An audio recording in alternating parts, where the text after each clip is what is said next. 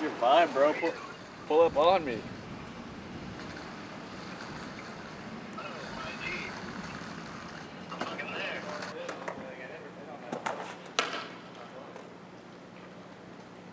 I usually like to wake up earlier.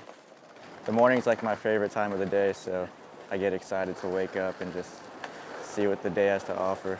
Just wake up on my phone for a little bit, get the eyes going, and then tap in with everyone, see what we're doing. Usually eat some breakfast, go skate, or just try to ride my bike or go to the gym. Do something active just to get the day in motion, and feeling my heart rate just like go up and beat fast is like, I feel like I'm alive and I feel like I'm living, so I get addicted to that for sure. As a skateboarder, you know, you have all this free time and it's not necessarily a routine that you have, and that's what's hard. It's like I struggle with that too, even times where I'm just, oh, I feel like I should be doing something right now. I almost feel guilty for just like sitting around not doing anything. Not having that structure, it's just like skateboarding, you can kind of make your own schedule. If you're skating and doing well and getting clips, being productive, that's pretty much all you have to do. You know, sometimes you also feel like when you're stressed out or things are hard that people can just be like, oh, but what do you have to complain about? You can do whatever you want every single day. Like, you know, they kind of just brush it off. But you know, as everything, you still have your struggles, things you gotta deal with too. Luckily, we found a routine where I can skate with my friends every day. They do the same thing I do.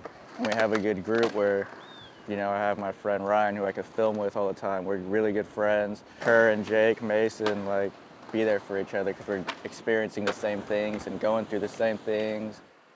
I enjoy working towards something and having like an end goal, whether it's like filming a video part, trying to stay healthy, ride my bike a lot, be consistent with like a gym routine to just stay strong and try to just feel good overall.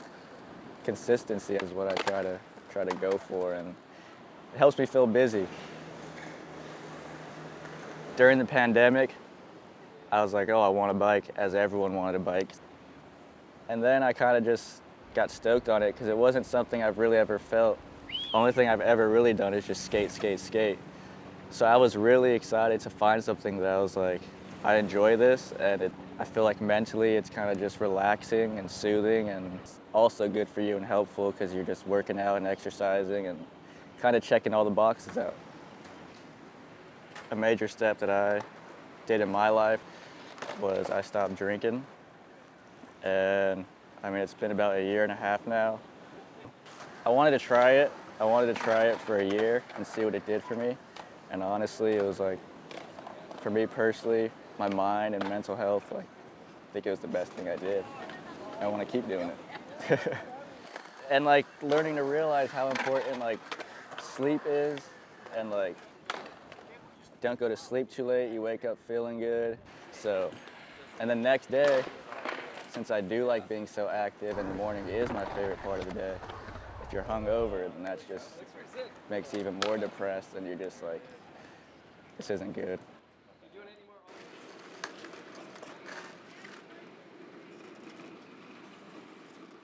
When Ben passed away, I used to room with him a lot, and there were times where, you know, he'd be out and I'd be in the room or whatever. He'd kind of just be doing his own thing. I was like, oh, I wonder where he's at.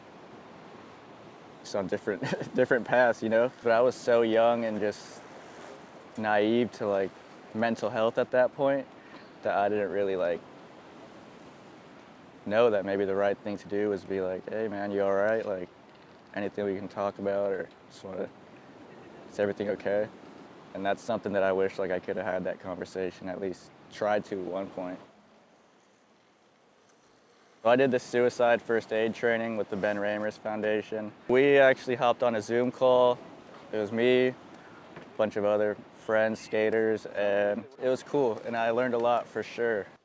I was scared to speak up in certain times, but I was like, all right, once I say this first word, there's no turning back, and I could talk about this situation or this question I have, and I'm really thankful I did that.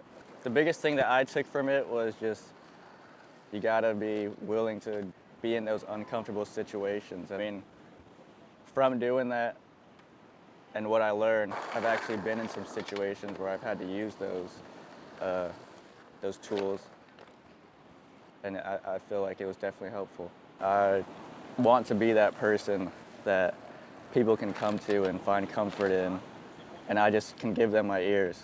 I try to be that for my friends, and I ask those questions like, is everything okay? Like, what's going on?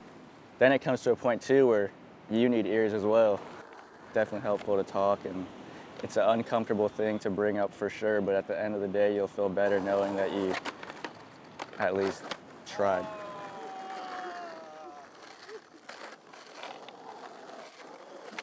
I would 100% recommend it to other people. I mean, even since doing that, I want to share it with my family and just educate friends on it, because once you have the tools and you feel like you know what to do in those situations, because a lot of times you can feel like, oh, like I don't really know what to do right now, like I don't want to overstep or whatever it may be.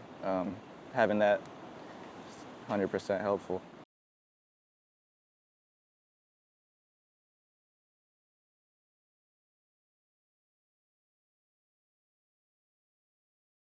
Come on, let's get a photo, man. Come on, dude. Oh, shit. Right here, come on.